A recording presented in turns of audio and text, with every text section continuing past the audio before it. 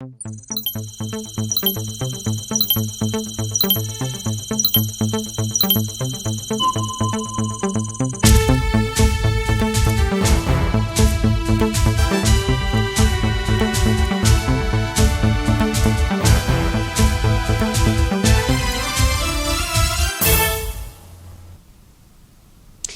Messieurs, bonsoir, bienvenue dans ce journal. Voici les titres de l'actualité.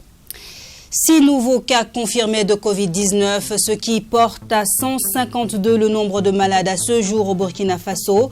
Ouagadougou ainsi que 6 autres villes touchées par l'épidémie sont en quarantaine de 2 semaines. L'information a été donnée par le porte-parole du gouvernement.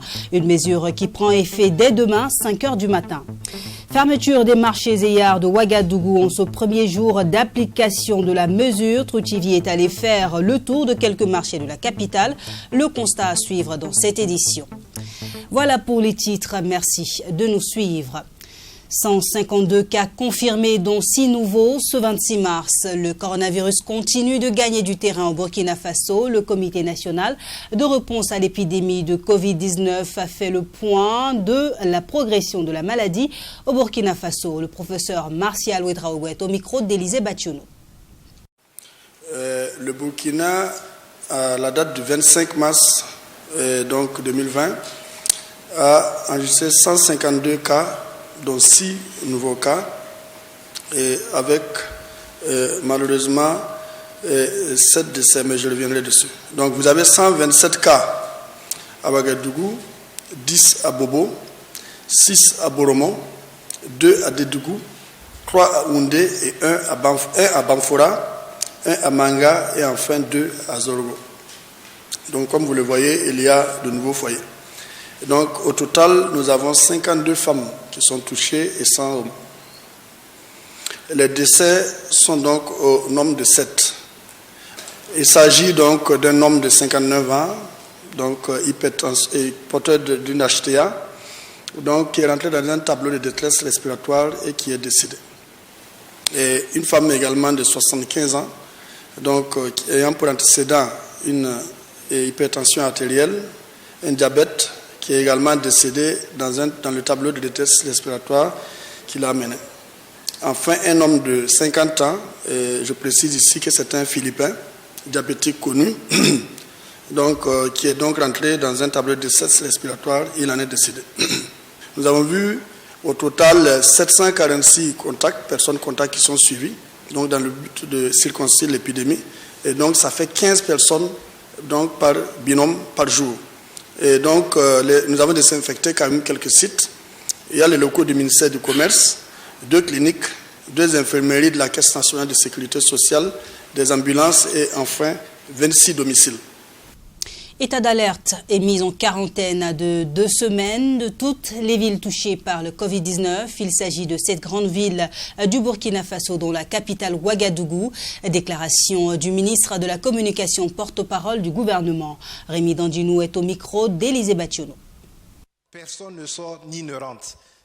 Les forces de sécurité et de défense ont été instruites d'appliquer de façon ferme cette situation. L'objectif, on dit les différents professeurs ici, c'est d'arriver à une rupture de la chaîne de transmission communautaire. Parce qu'aujourd'hui, c'est nous qui apportons dans nos déplacements les maladies dans les autres localités. Voilà. Les foyers sont partis de Ouagadougou et de Oundé et ils sont en train d'essaimer un peu à l'intérieur du pays. Et il faut arrêter cela. Donc, toute ville où il y aura un cas testé, à partir de ce moment-là, la ville sera mise en quarantaine. Les villes qui ont déjà un cas testé positif sont donc dans cette situation-là. À partir de vendredi matin, 5 h. Réduisons nos déplacements, restons à l'intérieur de nos maisons le plus possible en appliquant les règles qui ont été prescrites. C'est-à-dire donc les contacts, les éviter, se mettre dans des situations de propreté en lavant les mains le plus souvent possible, éviter donc tout ce qui est embrassade. Lorsqu'on est dans une situation délicate, porter le masque lorsqu'on est en face d'autres personnes. Lorsqu'on est en confinement à l'intérieur, et là le SIG et la communication vous l'ont dit, c'est dans tous les réseaux sociaux, appliquer ces principes-là et éviter donc de surcharger le 35-35 afin que nous puissions apporter des réponses aux personnes qui sont dans des situations vraiment de détresse. Aussi, toujours dans cet état d'alerte sanitaire déclaré, la rentrée à des classes a été repoussée au 14 avril 2020. Ce 26 mars, c'est la date prévue de fermeture des marchés et yards de la ville de Ouagadougou. En ce premier jour de fermeture, les mesures sont-elles respectées par les commerçants? Une équipe de la rédaction de Troy TV a fait le tour de quelques marchés de la capitale. Le constat est d'Abdoulrahim Nigné.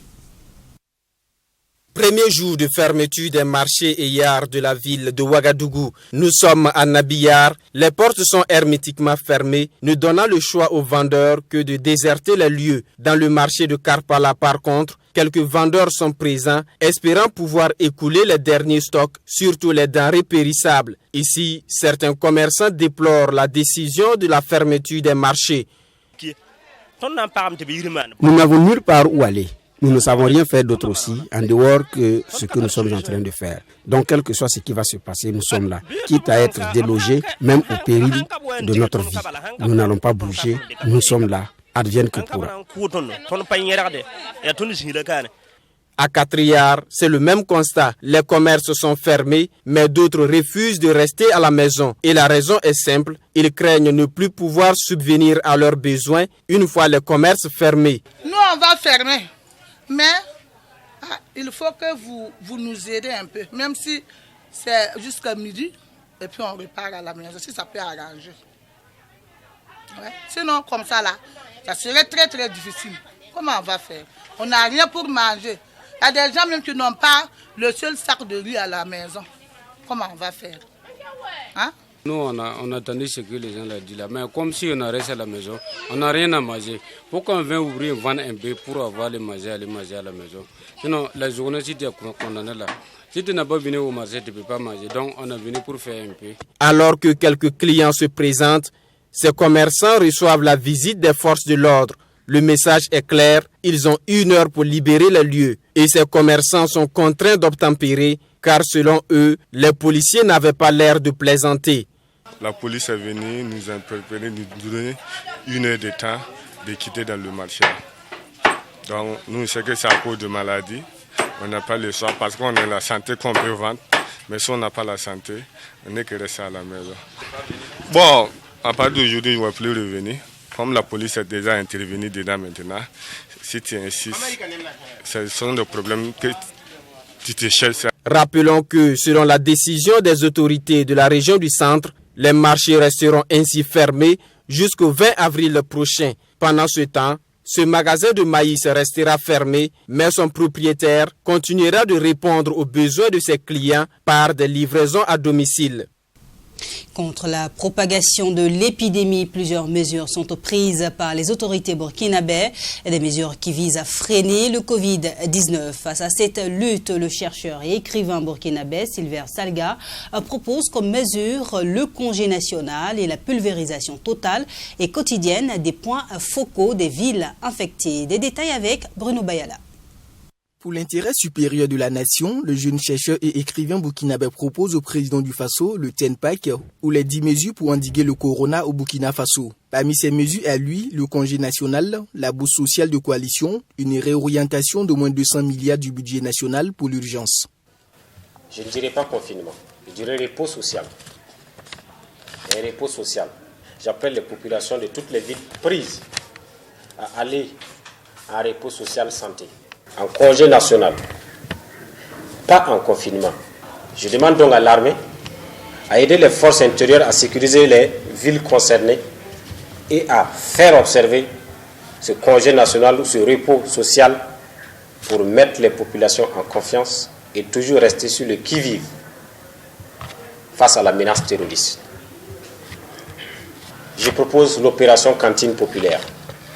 L'opération cantine populaire qui doit pouvoir aider les ménages les plus démunis à pouvoir résister pendant la période de repos social. Pour cela, les plus démunis peuvent avoir à manger chaque jour. Convaincu donc de la propagation rapide de la pandémie, Sylvain Salga propose au gouvernement burkinabè une prime de crise pour les forces de défense et de sécurité et la mise en place d'un média Covid. Il demande aussi la mise en œuvre immédiate d'un comité scientifique auprès du président du Faso. Okay. On peut demander que la connexion soit gratuite. que les gens puissent avoir l'information, soit communiquer, etc. Rester interconnectés et pouvoir assurer le télétravail si possible. Les sites pour les sans-abri. Naturellement, il y a des gens, que ce soit en période de crise ou pas, des gens qui sont sans-abri, mais qui peuvent être vecteurs de transmission. Il faut qu'on aménage des sites. Nos places publiques peuvent être de conduite pour pouvoir aménager des sites pour les sans-abri. Parce que si on les laisse aussi dans la nature, ça peut être une source de transmission facile. Alors, il y a une mesure, comme le fonds Corona aussi. On félicite déjà les opérateurs économiques qui sont déjà dans la danse.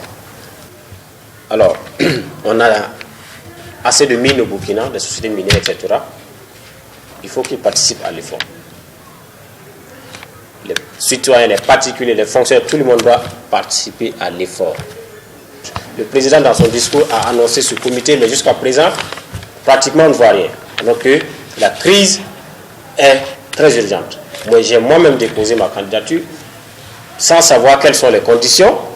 Convaincu donc de la propagation rapide de la pandémie, Sylvain Salga propose au gouvernement burkinabé une prime de crise pour les forces de défense et de sécurité et la mise en place d'un média Covid. Il demande aussi la mise en œuvre immédiate d'un comité scientifique auprès du président du Faso. Dans le cas contraire, on peut s'organiser pour l'appliquer.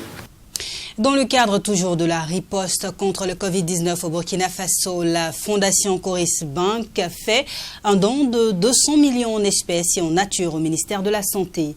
Un geste qui se veut, selon le premier responsable de Coris Bank, un élan de solidarité nationale face à cette maladie qui sévit au Burkina Faso avec 152 personnes touchées. Michael Touré. La Fondation Coris monte au créneau dans la lutte contre le Covid-19 au Burkina Faso avec comme contribution 200 millions de francs CFA, dont 50 millions essentiellement pour l'achat de matériel médico-technique.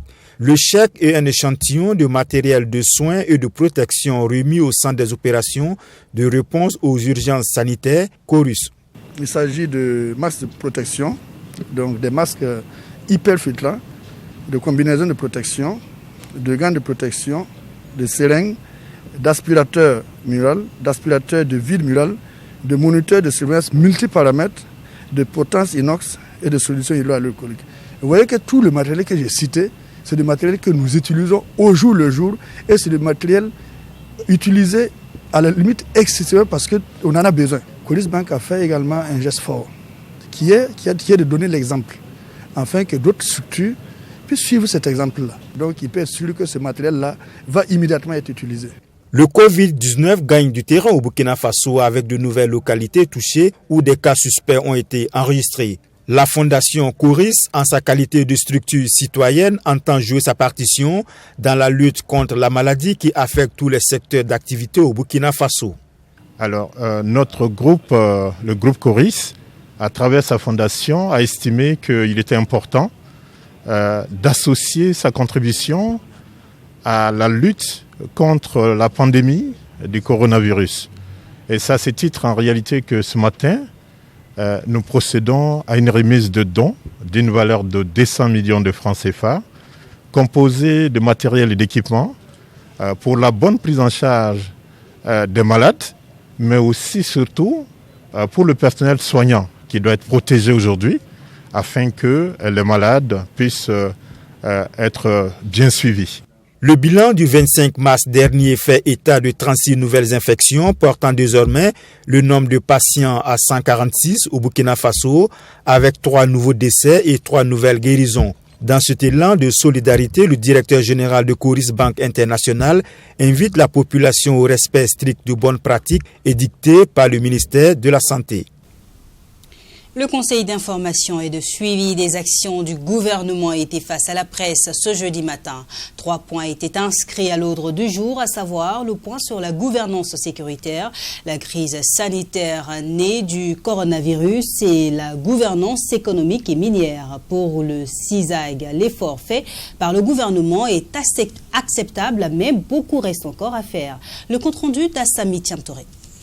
C'est à cœur ouvert que le CISAG a fait part de son point de vue par rapport à ces nombreuses crises que traverse le Burkina Faso. En ce qui concerne la crise sanitaire, en l'occurrence l'épidémie du coronavirus, le CISAG dénonce le tâtonnement que le ministère de la Santé a fait montre dès le départ. Pour lui, si les autorités avaient pris le problème à bras le corps très tôt, on aurait pu éviter ces désagréments. Il y a eu un dérapage dès le départ, la sortie du ministre de la Santé, et qui avait dit qu'il y a 2 personnes qui avaient été contaminées. Alors, pour nous, dès le départ, ce serait mieux de donner l'identité de ces 2 personnes dans la mesure où ces 2 personnes ne sont pas n'importe qui, c'est des chefs religieux. Alors, donc, je pense que si l'information avait été donnée dès le départ, en donnant l'identité de ces personnes-là, peut-être que ceux qui avaient approché ces personnes-là, on allait pouvoir en fait rapidement, en tout cas, stabiliser. Et aussi convaincre ceux-là qui étaient avec eux le plus rapidement possible de se mettre en quarantaine. Le CISAG se dit par ailleurs d'accord pour l'instauration de l'UTS qui fait couler beaucoup de sueur actuellement, mais émet également des inquiétudes par rapport à la période choisie pour imposer la mesure. Si on veut couper l'UTS sur en fait, les indemnités et les primes, c'est tout à fait normal pour nous.